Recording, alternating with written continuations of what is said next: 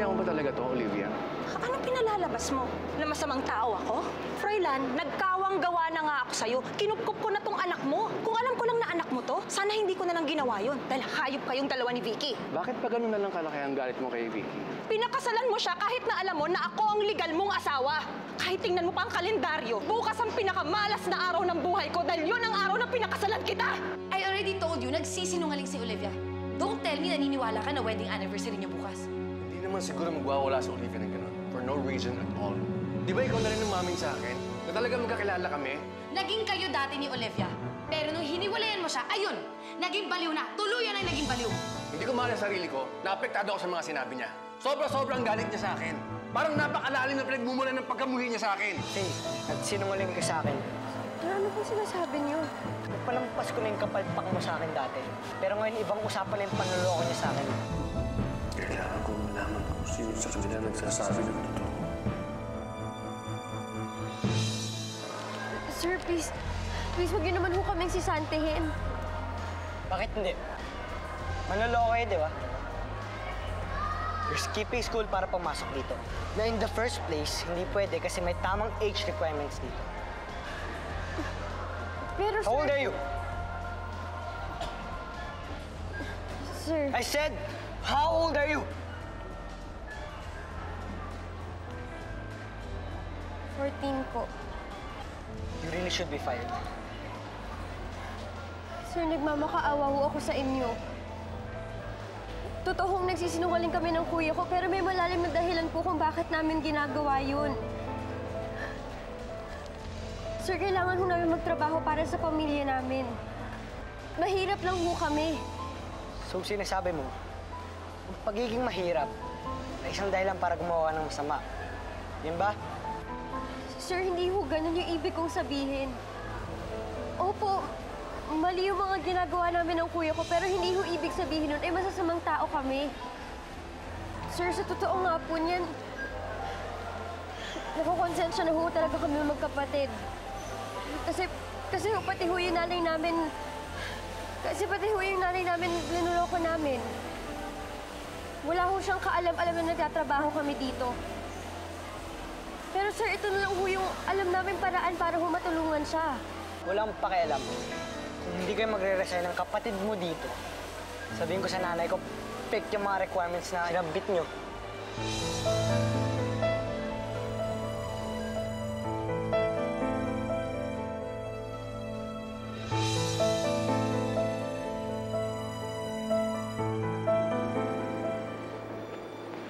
Thank you.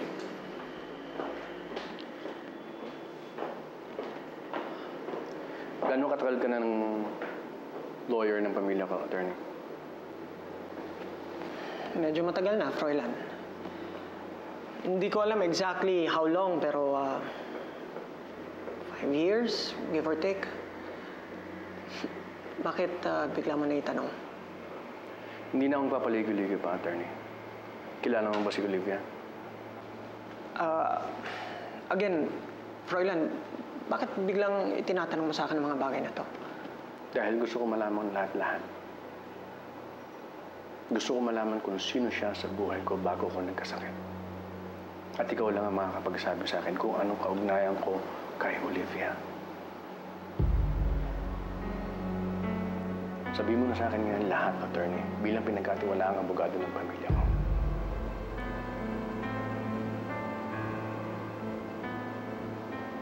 Kilala mo ba si Olivia? Ano ang alam mo tungkol sa kanya? Kilalang kilala ko si Olivia. Marami akong alam tungkol sa kanya. Sir, bili na po kayo ng sampagita. Sir, mura lang po ito. 15 bawat tali. Wala naman ang paggagamitan yung tinda mo eh. Okay po, sir. Hindi ko na po kayo pipilitin. Pero po, baka po may pagkain po kayo dyan. Kahit ano po, di pa po kasi ako kumakain buong araw.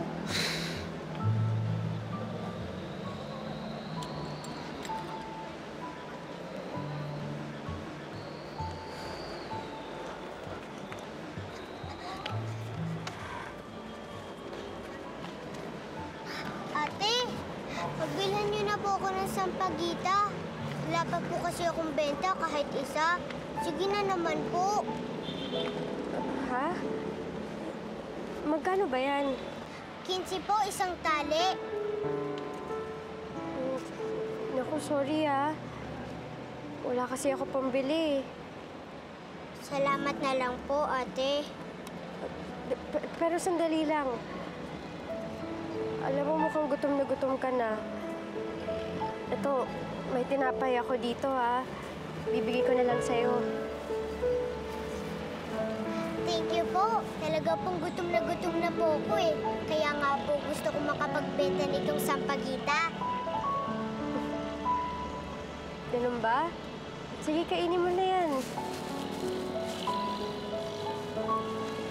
Oh, ba't hinahati mo pa? Ibibigay ko po dun sa matandang pulubi sa may simbahan. Kawawa naman po eh. Nakakatuwa ka naman.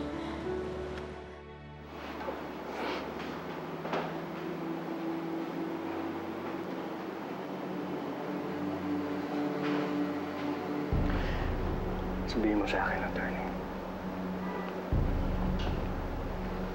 Asawa ko ba talaga si Olivia?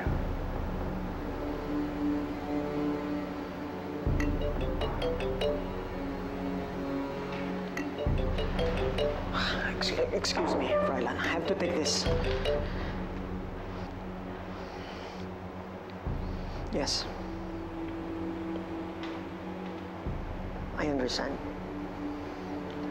Yes, ma'am. Okay. Yes, ma'am.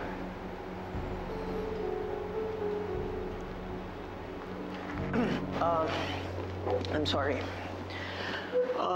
Anyway, as I was saying,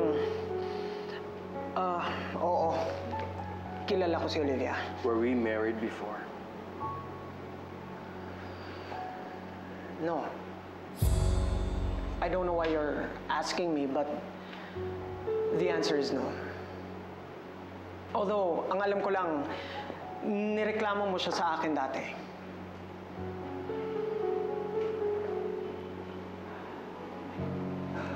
Kasi si Olivia,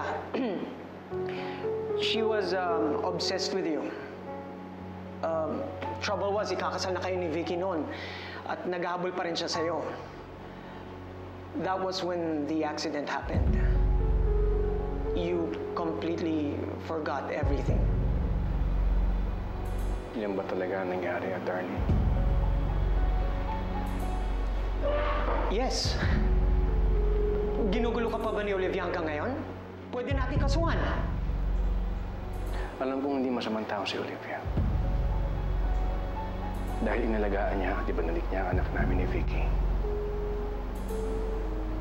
Kung wala siya sa katinuhan niya, hindi niya gagawin yan. Kaya hindi ko na alam kung anong iisipin. Ano ang nagawa ko? At ganong kalaki ang galit sa akin ni Olivia.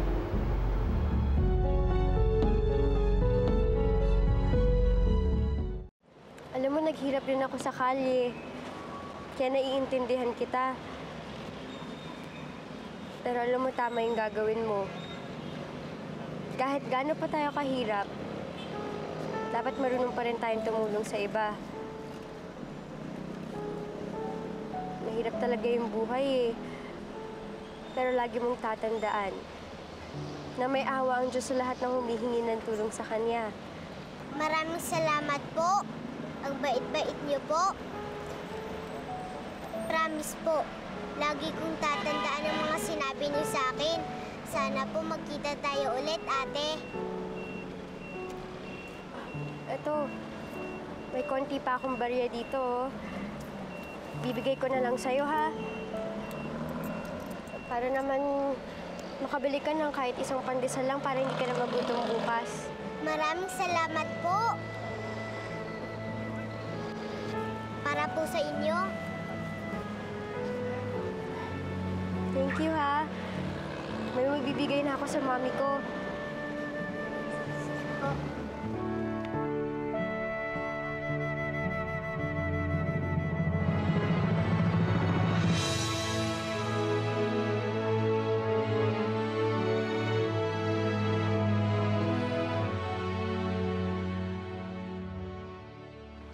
Oh, saan ka nang galing? Wala, dyan lang sa tabi-tabi. May nasikaso lang ako. Kanina ka pa sa namin hinihintay ni Baby Alex eh.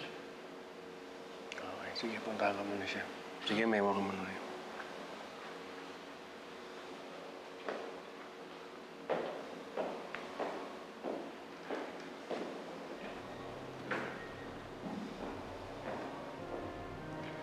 I wonder, ano kaya ang napala niya?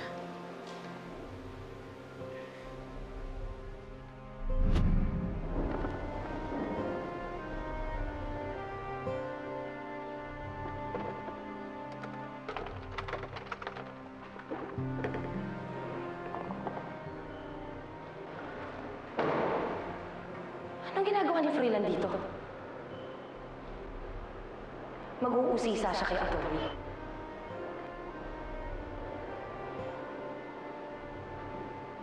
Tignan lang natin.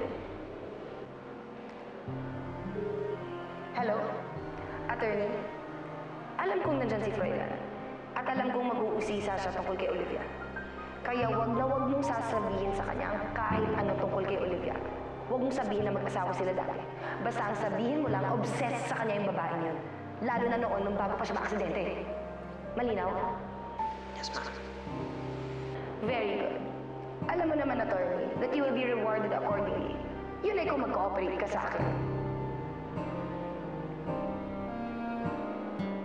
Tignan na lang natin kung maghinala pa itong si Fred.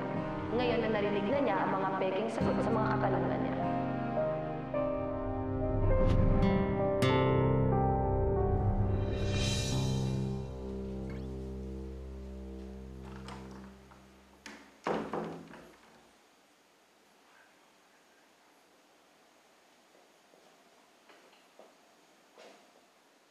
Kahit tingnan mo pa ang kalendaryo. Bukas ang pinakamalas na araw ng buhay ko dahil yun ang araw ng pinakasalan kita! Paano niya nasabi yun? Anong basihan niya? Kung talagang asawa ko si Olivia at kasal kami, ibig sabihin, dinadala niya ang apelyido.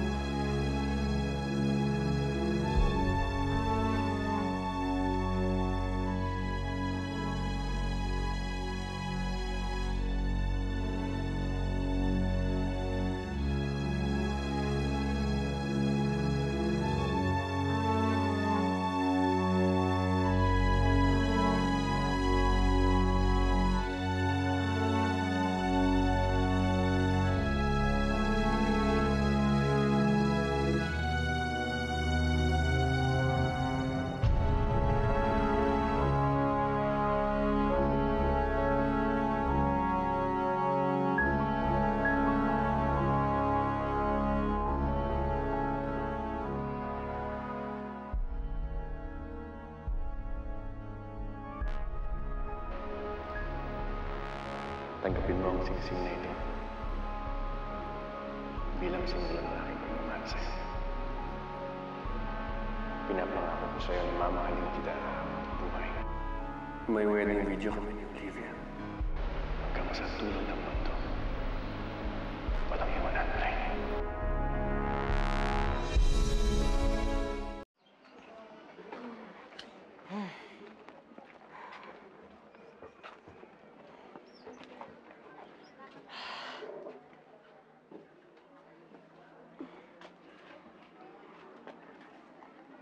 Kuya, paano yun?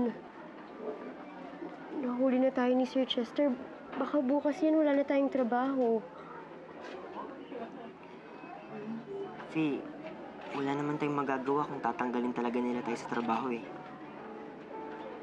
Basta, let's take it one day at a time. Pero okay lang yan, huwag ka muna malungkot. Ay, maganda naman nangyari sa araw na to eh.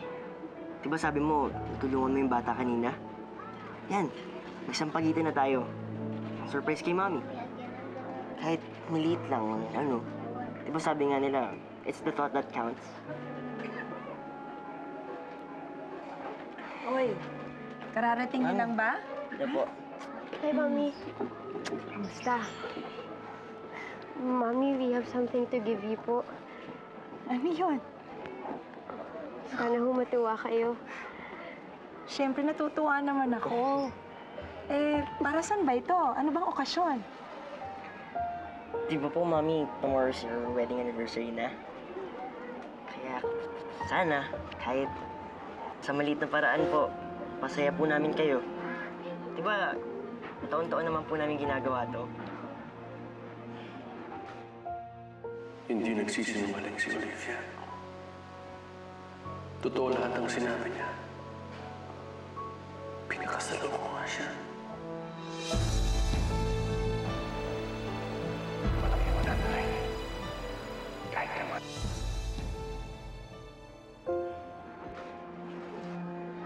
Sana hindi na lang kayo nag-abala. Hindi na naman sa akin importante yung okasyon na yun eh.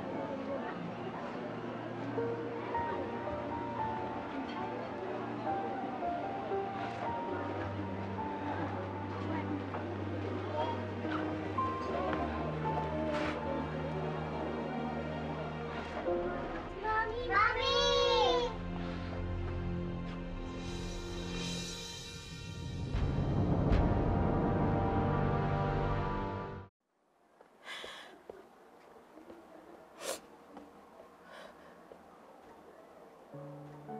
Mommy, why are you crying?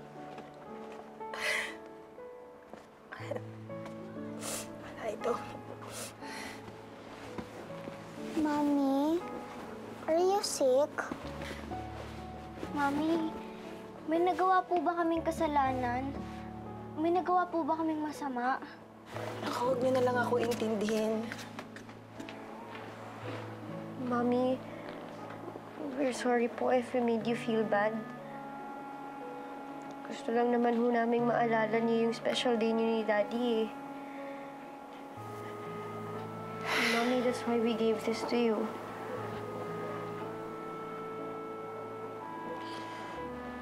Sorry po, Mami, ha. Pero siguro nasanay lang po talaga kami.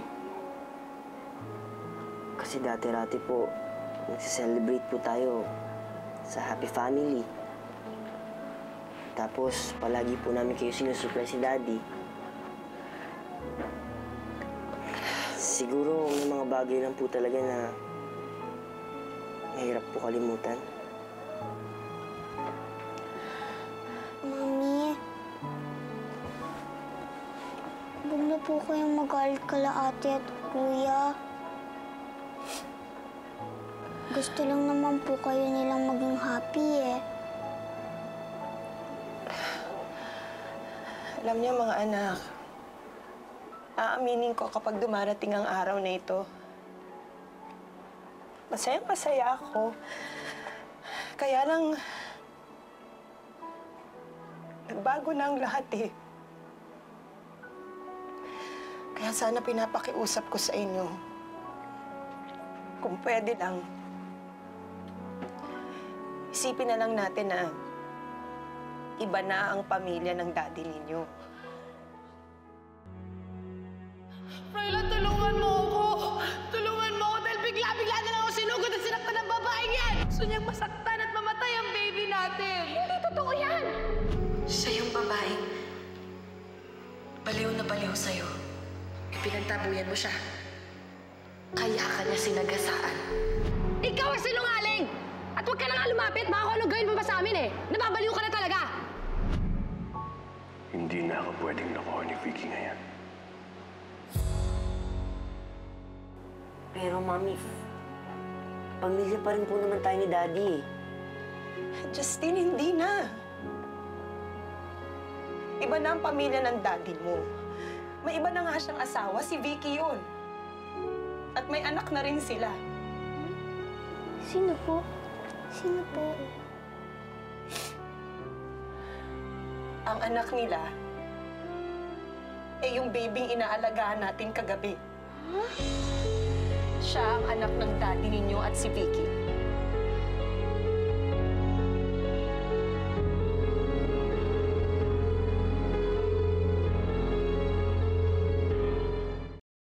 Nung isoli ko yung baby kanina sa park, ang laking gulat ko nung makita ko ang daddy ninyo. Siya pala ang daddy ng baby.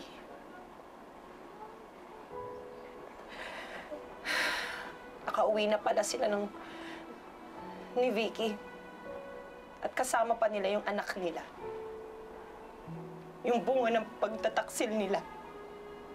Huwag mong idawit yung baby. Wala namang kasalanan yun. So, Mami, yung baby po na yun, kapatid po namin siya. Kahit galing po siya kay Ate Vicky, Mami, kadugo po namin siya. Alam ko, hindi ko dapat idama yung batang yon. Wala siyang kinalaman sa ginawang kataksilan ng mga magulang niya. Ang daddy niya, ang daddy ninyong may kasalanan sa akin. Sa ating lahat.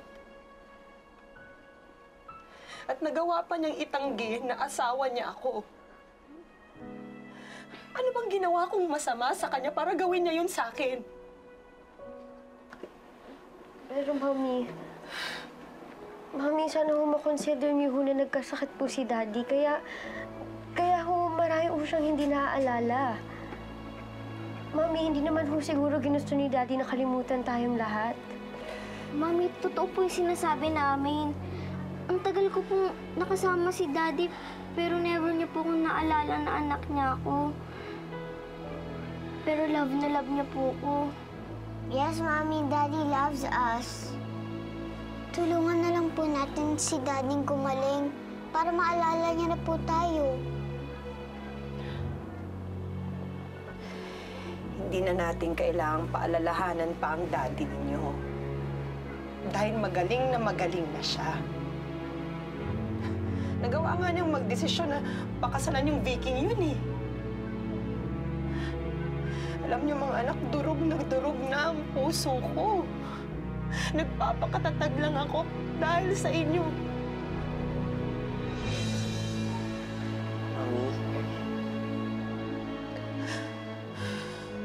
Mami, we're here for you po.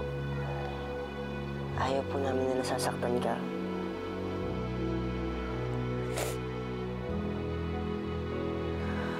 Kaya nakikiusap ako sa inyo mga anak. Kung pwede lang sana, kalimutan niyo na ang daddy ninyo dahil matagal na niya tayong kinalimutan. Huwag na natin pagsiksikan ang sarili natin sa isang taong wala nang pagmamahal sa atin.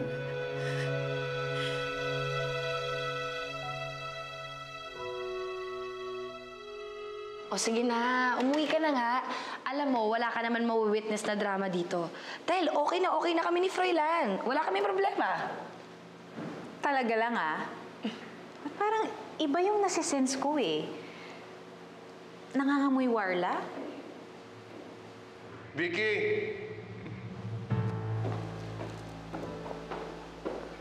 Froilan, bakit?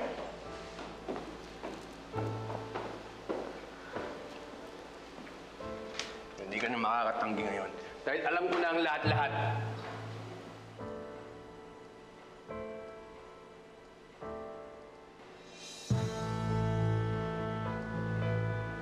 Sabi ko na nga ba eh. Kira na to. Froilan, ano bang sinasabi mong alam mo na ang lahat? Hindi kita maintindihan. What are you talking about? Ngayon, sabihin mo sa akin na hindi ko asawa si Olivia. Nagawa-gawa niya lang lahat yan dahil baliw siya. Come on!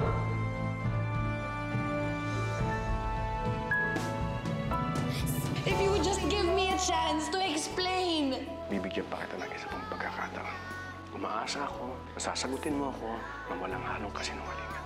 Kung ikinasal kami at nagsama kami, nagkaanak pa kami, Sana mga anak, tanggapin nyo na lang na wala na tayong maaasahan sa daddy ninyo. Kaya ko kayong itaguyod. Ang tulong na magagawa nyo sa akin ay mag-aral kayong mabuti. Huwag niyong pababayaan ang mga pag-aaral ninyo kasi kapag yun ang ginawa ninyo, parang guguho na rin ang pag-asa ko para sa ating lahat. Babay muna. Bakit nyo ba kami palaging inuunang ihatid sa mga classrooms namin? Araw-araw naman natin nadadaanan yung mga rooms ninyo. Do you go somewhere else after school? Kuya, alam mo, mukhang nahuhuli na nila tayo eh. Kuya, ang hirap magsinungaling. Buti nga, trabaho natin dyan lang sa may kanto eh. At least, hindi tayo masyado nalilate. Justine, Faye, may naghahanap sa inyo. Ito ba ang kapalit ng lahat ng pagsasakripisyo ko para sa inyo para makapag-aral lang kayo, ha?